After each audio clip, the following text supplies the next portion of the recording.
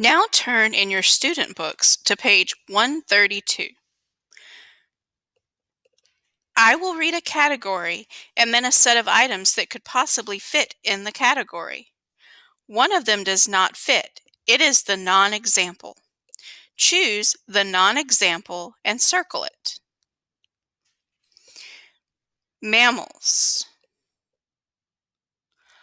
Bat, lizard, tiger, dog. Well, a bat is a mammal, so that's not the correct answer. But a lizard isn't a mammal, but let's keep going and make sure that we're on the right track. A tiger is a mammal and a dog is a mammal, so we're going to circle lizard.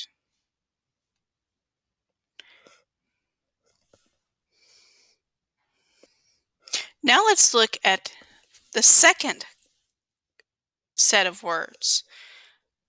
Constellation, Big Dipper, Orion, Ursa Major, Ursa Minor. Which one of those would not be considered a constellation and would be the non-example?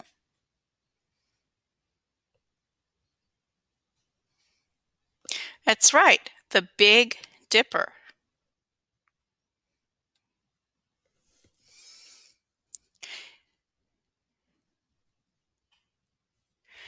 Now we're going to go through the other ones. I'm going to read through the categories and the list of words, and you're going to circle the non-example. Fragile, porcelain doll, glass house, coffee mug, plastic cup. Pattern, quilt, constellation, songs, circle. Ancient, dinosaur bones, MP3 players, fossils, mummies. Star, LeBron James, your teacher, Megan Fox, Tom Cruise. Brilliant, cave, star, lamp, flashlight. Expert, doctor, lawyer, baby, professional athlete. Sturdy, brick house, steel house, wood house, straw house. Mortal, teacher, mom, Zeus, dad.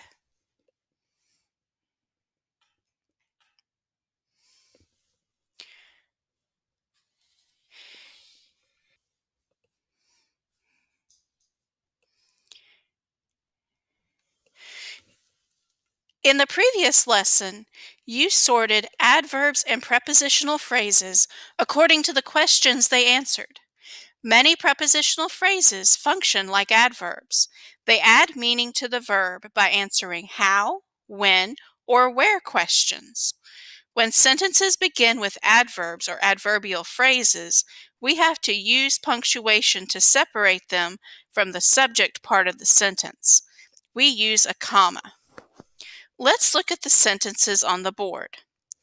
Unfortunately, they didn't play jazz music at the party. In 2002, Norah Jones released her first album.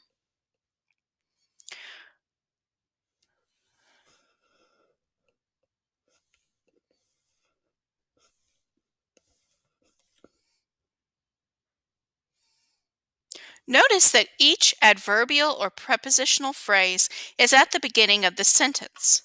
Changing sentence structure is one way to keep your writing interesting.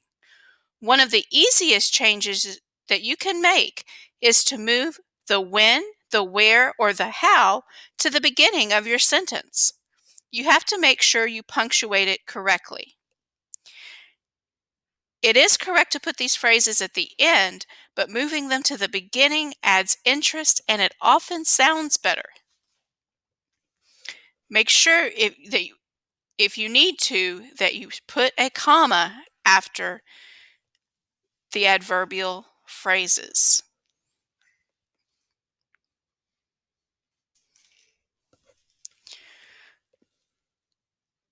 Now turn to page 133 in your student books.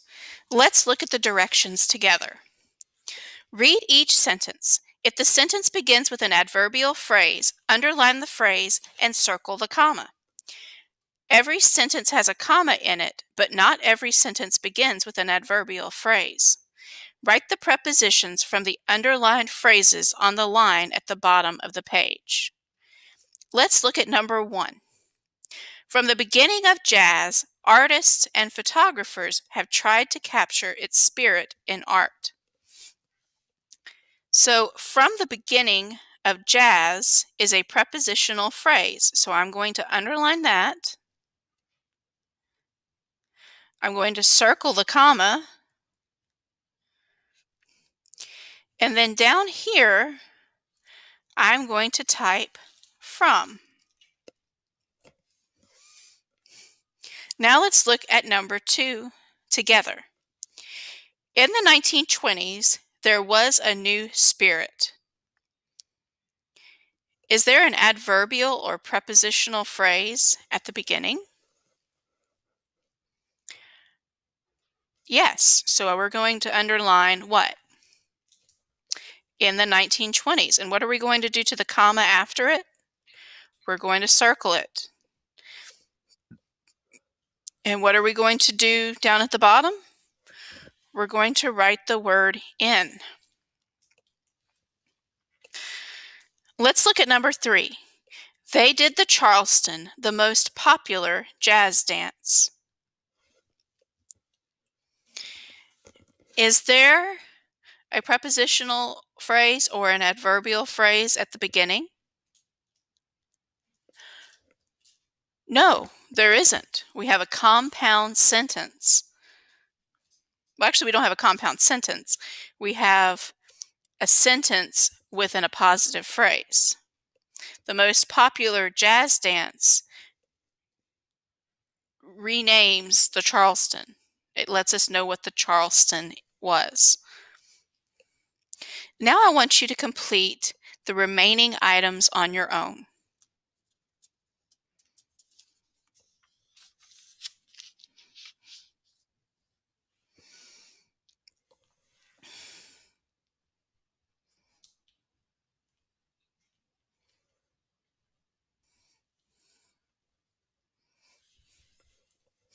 As a reader or listener, you need to constantly monitor your understanding of text. You are constantly updating what you know about the text and making predictions about what the text will say next. You ask yourself questions and determine if your questions have been answered. This ongoing process must be automatic. If you have to stop and think about it, you have to stop reading the text. We have focused on question words to help us answer questions. Today, we will pay close attention to the other words in the question as well. The other words are very important to the question and will help you determine the correct answers. For instance, if I ask, "Do you go to school?" the answer might be very different from the answer to the question, "Do you like to go to school?" Notice that the question word is the same, but 2 additional words, like and to, totally change the question. Listen to the following questions. Determine what needs to be included in the answer. Why do you like jazz? Why don't you like jazz?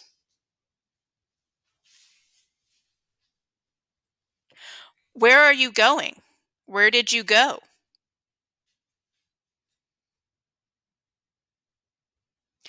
When will she arrive? When will she leave? Who won the game? Who played in the game? How do you feel? How does it feel? What is on the counter? What is under the counter?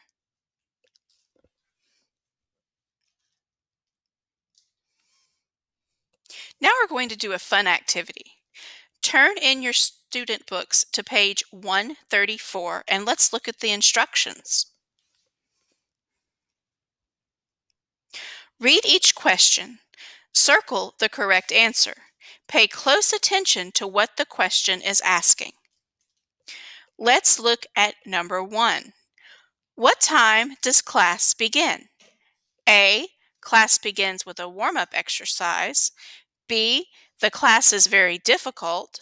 C. Class begins at 9 a.m. D. This is my last class of the day. See, you don't even have to know the answer to the question. Like, you don't have to know whether it's this time or that time. It's the only one that mentions a time. And that answer is C. So we're going to circle C. The class begins at 9 a.m.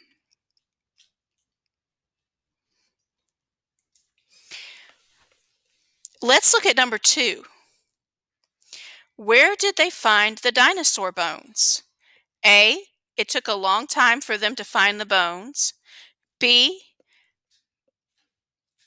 They had to dig very carefully to preserve the bones. C.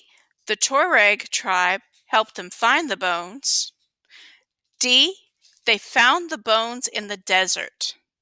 So which one of those answers the question, where did they find the dinosaur bones? That's right. They found the bones in the desert. That answers the question, where did they find the dinosaur bones? So now I want you to complete 3 through 6 on your own. When you finish, we'll go over the answers together.